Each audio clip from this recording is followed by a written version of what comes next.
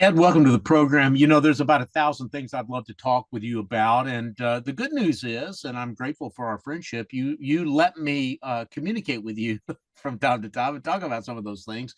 But today I want to focus mostly on something that I know you know a lot about, and that is Christian higher education. Sure. One of the things that we've been observing here at Ministry Watch for the last, I don't know, at least 6 years since I've been here at Ministry Watch, and it's really been longer than that, is that there's a real change going on in Christian higher education. The cohort of college age kids is getting smaller. The A lot of schools are going out of business. It's a tough. The technology has kind of wreaked havoc within Christian higher education.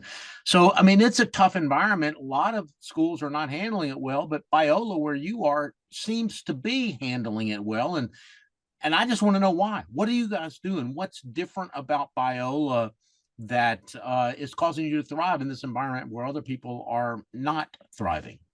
Well, I guess, it is a weird time. Like I occasionally tweet. There was one week, maybe end of last year, where I tweeted Christian college closings of the week. I mean, there were three that week that had announced some variant of closure. And so what I would say is, I mean, you've got a weird storm. You got in a sense, a perfect storm. You've already mentioned the demographic crisis. So the demographic cliff. There's also demographic crisis, but the demographic cliff is that about 17 years ago, people started having a lot less kids, around the time of the Great Recession. And so this year is the peak of the growth of college age, and then every year now it goes down. So that's facing schools. Also, too, there's a whole conversation about the value of education, and in a sense, both the left and the right are often united on the fact that they're upset about college for some reason today, college and university for some reason today. So you sort of see that as well. And then there's a question of where does it fit as far as in a secular education or a Christian education, and so all those things. I think a few reasons that Biola is doing well is that we've seen this the last few years, what goes on secular college campuses, and a lot of Christians and a lot of Christian parents want a different experience. And so, Biola is one of a few of the Christian universities that are, have a stronger academic reputation, sort of we're mid-sized. There's some that are larger, but we're doing well, I think, because of our strong academic reputation. Also, I mean, there's a weird thing. So there was a professor at Baylor, not Biola, but Baylor, and he did a study on Christian universities, studied all of them in North America, and looked at their policies and their approaches. And Biola, I mean, obviously we were quite pleased with this. Biola was the most comprehensively Christian university in North America in this Baylor study, which I think might have been kind of weird at Baylor, but he is a Baylor professor, and Baylor's got a kind of a whole different approach anyway. So we're a covenant Christian school. In other words, you have to share your testimony, have a testimony, and want to be a part of this community. So it's not there aren't. I mean, I'm sure there are non-Christians here, but they're not intentionally non-Christians here. And always someone who kind of rediscovers their faith or makes a faith commitment that they thought they had. So I think that for a lot of people, they really are valuing that, particularly since we're a robust education. So it's because and this is, I say this between us friends, but you got a big reach on your podcast. I mean, there's a race to the bottom in Christian higher education that some schools are choosing to go for. So what we're going to do, because this is demographic crisis, we're going to make this easy and fast and affordable. And again, I get the impulse, and I'm not mad at people. That might be a place, an entree for people to get something they wouldn't otherwise have. But for us, we're not trying to race to the bottom. We're actually trying to shape and form young men and young women for a lifetime. Now, in my particular case, Biola, like I lead one of the schools at Biola. So I don't lead Biola. Barry Corey leads Biola. I lead the Talbot School of Theology, which is the seminary and the undergrad program. But as a whole, I think that those are some of the reasons. I mean, and two, it's strange. Like we're in the process of building a new film school building, the Snyder School for Cinema and Media Arts, Well, why would we do such a thing? Well, Variety magazine lists us as a top 20 film school in the country, not like a Christian film school. Matter of fact, we're the only Christian film school on there. But we're in LA County. We're near Hollywood. So we want our students to have faithful presence in some of those gospel places. So, we go from our film school to our school of business. So there's all these different schools, and they're all preparing women and men for their vocation and to make a gospel impact. Here's a weird niche that we do as well. So rather than basically you come and you got to take a couple of religion courses because we're a Christian school, and when I went to my college, my Christian school that I chose because they kept talking about being a Christian school and the admissions processes really wasn't particularly interesting. I mean, they were running away from being a Christian school. It subsequently changed there, but they were running away. So I took two religion courses. Seemed like a have to. Well, here, like if you're a business major, you take 30 hours of Bible and theology. It's like a minor in Bible and theology. Sometimes it's minor, but it doesn't. But so you're coming out, and sometimes we do these alumni things, and I was just recently in a room where we had some alumni on a screen talking about their experience, and I was kind of sitting in the back smiling because the engineering student who's now a young adult in engineering, and I forget it was I think someone in social work and someone in business. All three of them mentioned the most impactful thing was their Bible and theology classes, which made the dean of the Talbot School of Theology over the Bible and theology classes smile and make a little face at the engineering people. But I think we've leaned in to our biblical Christian identity, and I think one of the reasons Bible's doing well is people are responding to that because they want something different than sending their kid off to a place that probably seeking every day to shape them in a direction different than biblical Christianity. Ed, I don't want to get too much in the weeds here, but I can't resist asking a question because my daughter went to Grove City Yeah. College, and there's a particular history there where they were trending towards liberalism, and Yeah. then in the late 1970s, early 1980s, they kind of trended back towards Yeah. conservatism. It's one of the few stories, honestly, in American higher education where you've seen a reversal. I mean, most of the time that's a one-way street. If you Yep. once you start trending towards liberalism, you stay trending towards liberalism. Biola has not exactly that story, but I just read another data point here. Is I just read a biography of Amy Semple McPherson, Oh, wow. and she is plays a role in the founding of Biola and in some of the early history of sort of evangelicalism on the West Coast. And I'm just one of the things that I know about Grove City College is that there are basically two kinds of alumni. Either you graduated from Grove City before the conservative upsurge, or you graduated after the conservative upsurge. And sometimes it really is a they feel like they went to two different schools. Is that phenomenon? Does that phenomenon exist any at all at Biola? Because I know a lot of the real strong academic and theological developments that have taken place at Biola have probably been in the last 20 or 30 years. Is that accurate? Okay, I'm pausing because you're going to want to edit your question. Amy Simple McPherson doesn't have anything to do with Biola University. Oh, I Yeah. thought she was responsible for the No. Bible Institute of Los Angeles way back in the day. Life Pacific College. Oh, No okay. worries. So do you want to re-ask that, or what do you Yeah, want to let do? me re-ask the question. Okay. Thank Okay. you. Thank you, Ed. Yeah, no worries. That's what we got. We're here for each other. So, Ed, I want to ask you a question kind of about the history of Biola. I know a lot of the real strong emphasis on academics and some of these programs, like you mentioned, the film school, for example. Some of these are relatively recent Oh, for sure.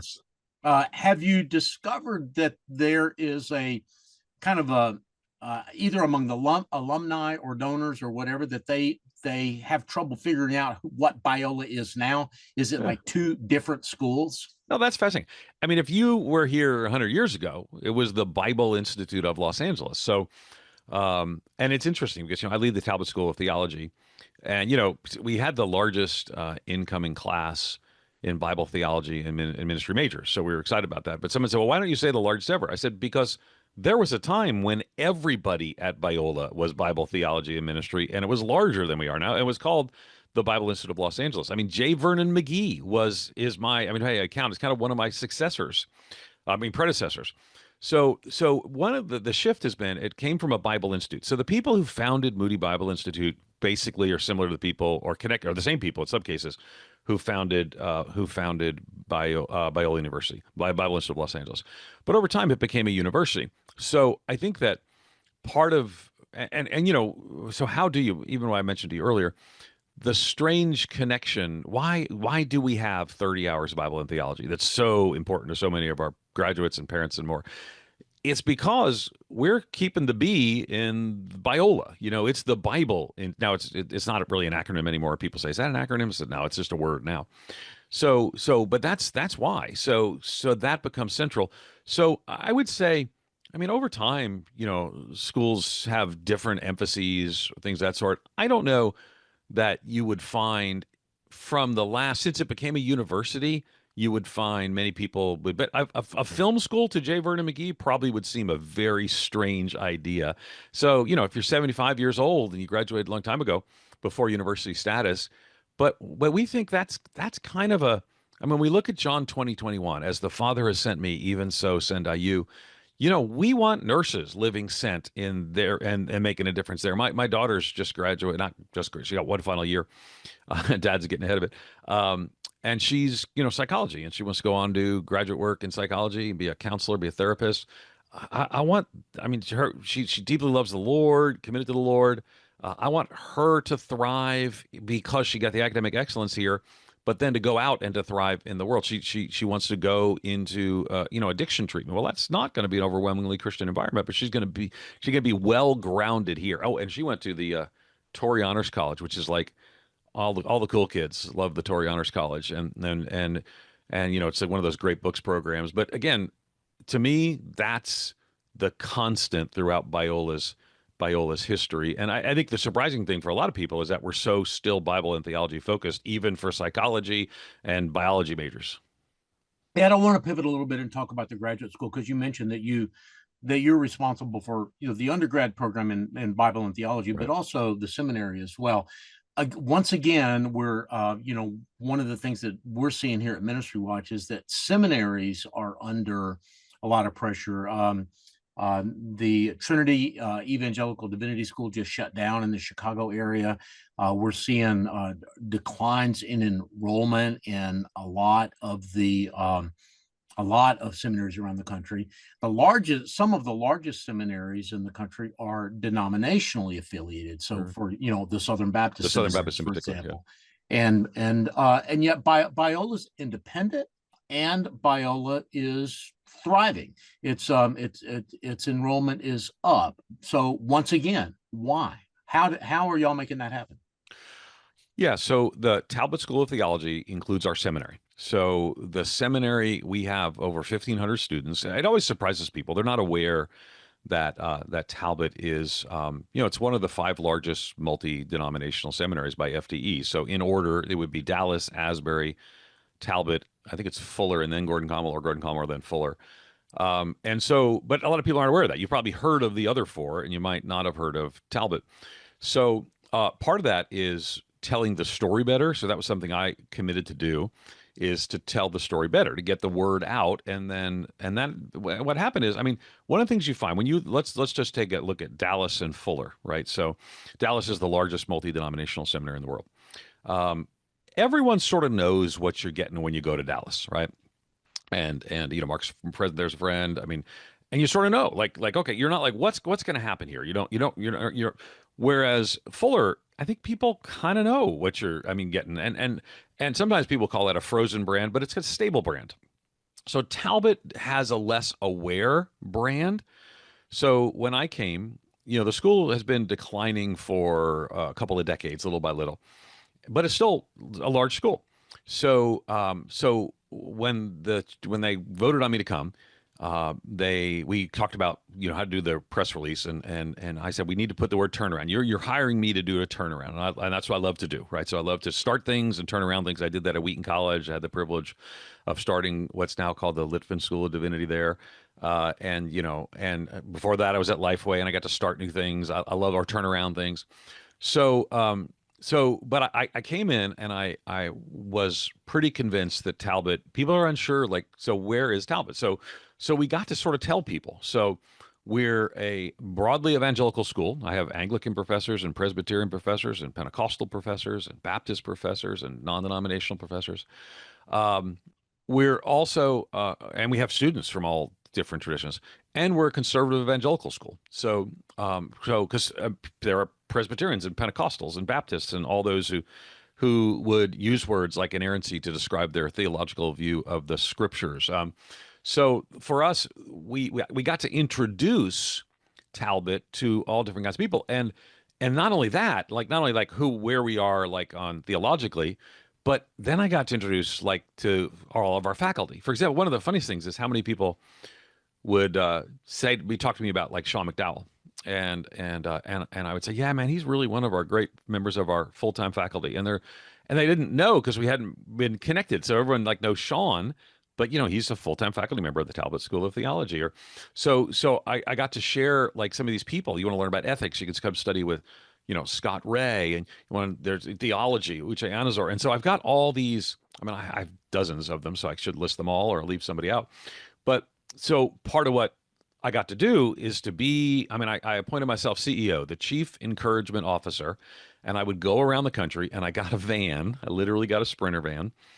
And we did a tour and talked to 10,000 pastors and church leaders in the first part of this year in 2025. And told them, I mean, I told them the state of the church. I did this in partnership with Glue and Barna, and we did data that they have, and I told them about the state of what's going on at Talbot. And because, like, if there was nothing behind the curtain, I'd go out there and say, man, there's awesome stuff behind this curtain. But I could just show them, look at all these awesome faculty members. I tweet occasionally. There's this thing called Eagle Books. It's kind of, Talbot professors, and this one of our professors partnered with this organization, and they just sell books from Talbot professors. And there's hundreds of them. And so occasionally I tweet, I mean, if you're going to this college or this school, man, because we're for everybody, everybody that's, focused on the gospel, raising up disciples, sending out pastors in our seminary sense. But you're probably going to study with professors who wrote the books, who are professors at Talbot. So why not come study here? So that has, we grew, if you look at the ATS numbers, last year we had a shocking growth that's not real. It was like 17%, like not this year that just ended, but the prior year.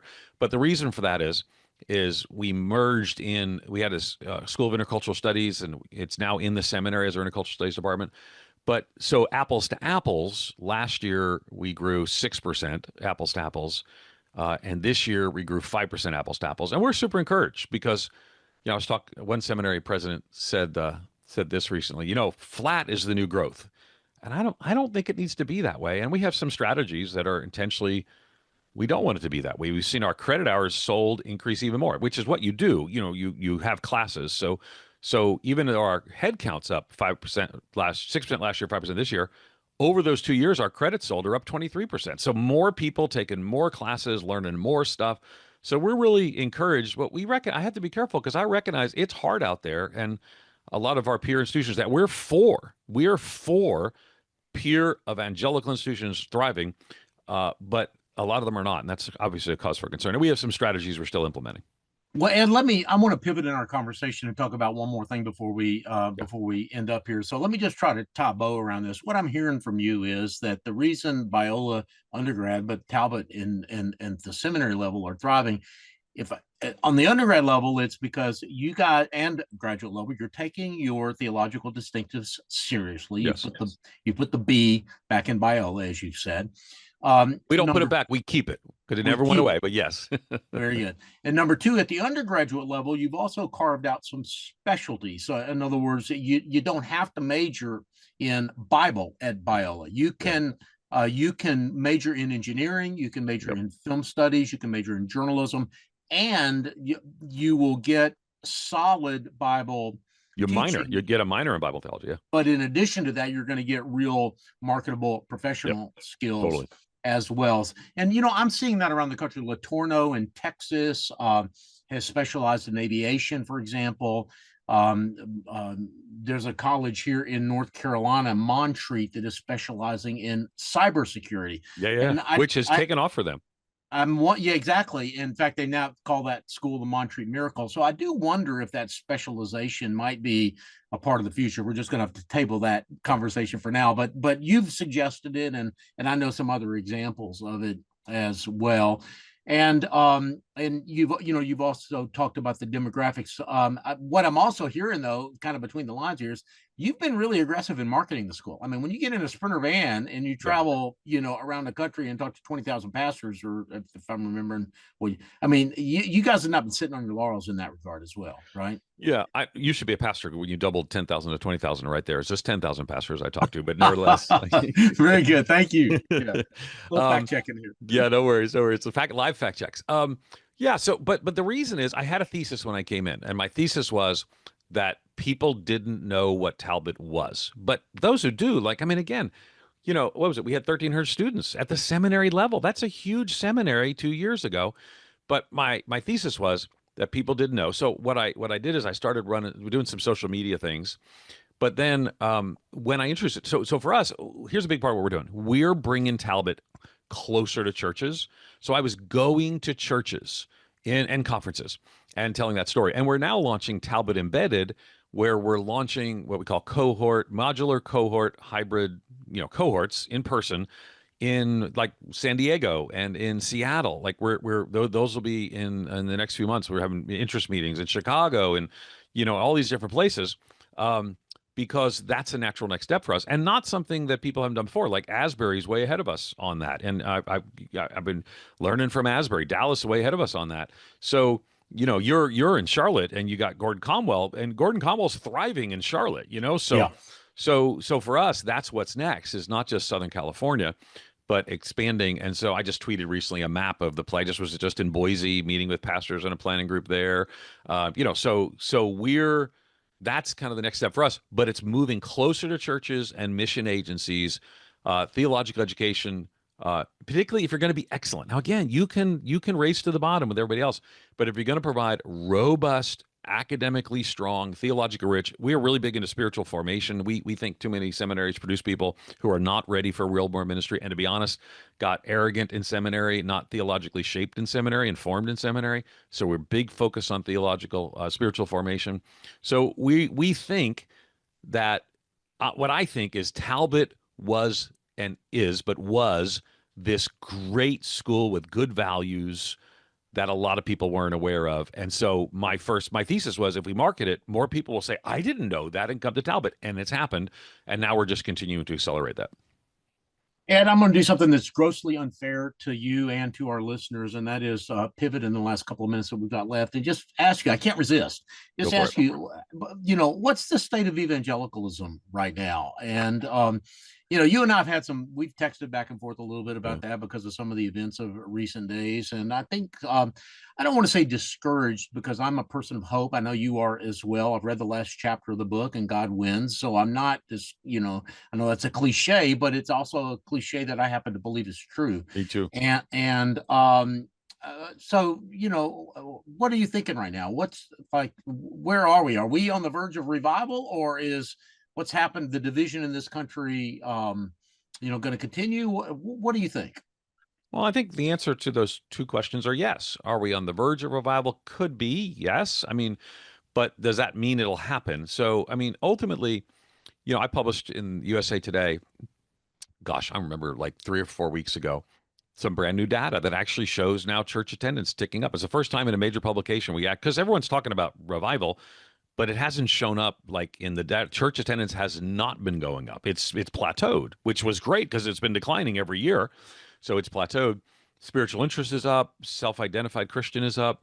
So yeah, I think that it could very well be because I think what's happening is, and we see it a lot in young men. So I just did on Easter Sunday, I published an article in USA Today where we focused on young men, Gen Z young men, because it's really a shocking thing, Warren, that more young men than young women are coming to church today. That's not what's supposed to happen. But I think part you have to remember is young men are it's a crisis of young men in our country, right? I have 3 daughters. Like I really want their voices to be heard and the voices of women to be heard and more. And so and my daughters are the ones who tell me you needed a dad like our peers are in crisis. And we see it all around us. And so what happened is I think young men have become unmoored from the hopes that they might have had for the future, the normal path, you do this, you work hard, success comes. And when people become unmoored, they like a ship is unmoored, they go different directions. And I would say some young men are reading the Bible more and coming back to church. But probably more as a percentage, young men are being influenced by Andrew Tate and far more influenced by Joe Rogan. And again, I don't put them in the same category as one another, but I want to be careful because in times like this, if there's a revival, it's when things get strange. Because the second Great Awakening, people are like, well, look at all the great things that happened. Yeah, we got Wesleyan, Arminianism, and we got eventually Pentecostalism. That's kind of a grandchild of that, and we got Jehovah's Witnesses and Mormonism, and I could go on and on and on. So I think it's going to be, if we're at this place where there's a spiritual awakening, it's going to be, we're starting at a different level of lower Christian commitments. There's going to be a lot of weirdness.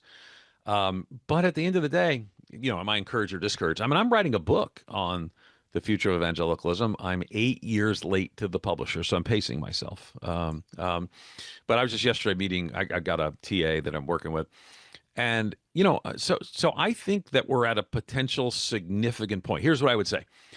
I think Christians and pastors in particular, that's my focus, are going to need to determine that they have the courage to lead in a biblical direction that basically you got the whole culture pushing them one direction and say, no, we're going to stay with the authority of scriptures. And I'd say we haven't said this, but this is why a lot of Christian universities have shrunk too, is they moved away from their Christian commitment.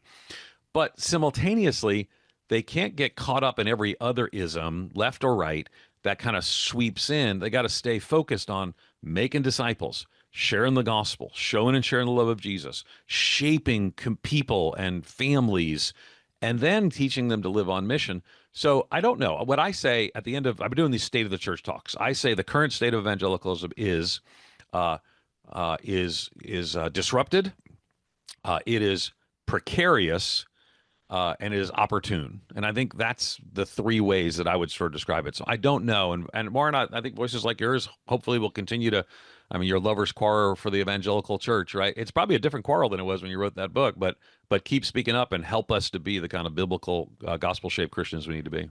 Well, I appreciate that word of encouragement, and I shall, by God's grace, do so. And I pray that you will as well. Ed, thank you so much. This has been a really helpful word today. And I pray that both your ministry and Biola's ministry there continues to thrive. Thanks. Appreciate you.